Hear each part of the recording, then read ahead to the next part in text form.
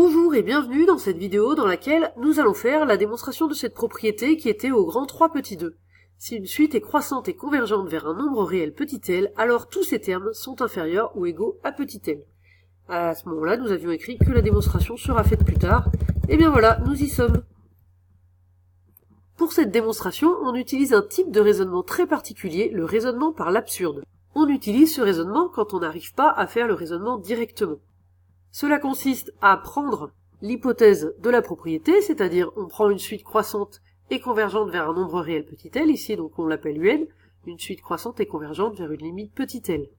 Et on va supposer le contraire de ce qu'on veut démontrer.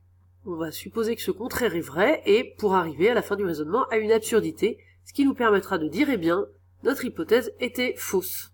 Ici, le contraire de tous les termes de la suite sont inférieurs ou égaux à L, c'est il existe un terme de la suite UK qui est strictement supérieur à L.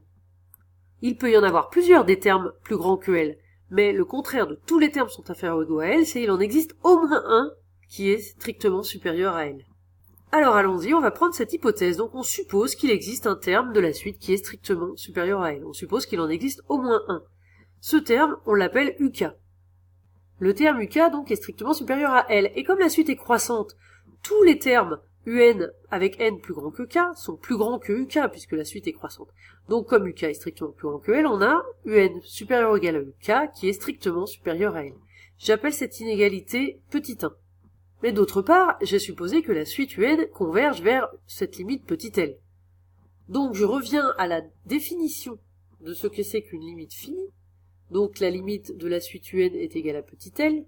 Je vous rappelle que cela veut dire que si on prend n'importe quel intervalle ouvert autour de petit l, à partir d'un certain rang, tous les termes de la suite sont dans cet intervalle ouvert. Ici, je choisis un intervalle ouvert qui contient petit l. Je le prends ainsi, je prends L-1 à gauche, donc c'est bien plus petit que petit l, et je prends UK comme borne à droite, puisque j'ai bien UK qui est plus grand que petit l. Donc petit l est effectivement dans cet intervalle ouvert. Puisque c'est un intervalle ouvert qui contient petit l, d'après la définition de la limite finie, il existe un rang n0 à partir duquel tous les termes de la suite UN sont dans cet intervalle ouvert. En particulier, pour tout n supérieur ou égal à n0, ça veut dire que tous les termes UN sont dans cet intervalle, donc entre L-1 et UK, donc je sais que UN est strictement plus petit que UK. J'appelle cette inégalité petit 2. La conséquence, c'est que pour n plus grand que K, UN est supérieur ou égal à UK. Mais pour n plus grand que n0, UN est strictement plus petit que UK.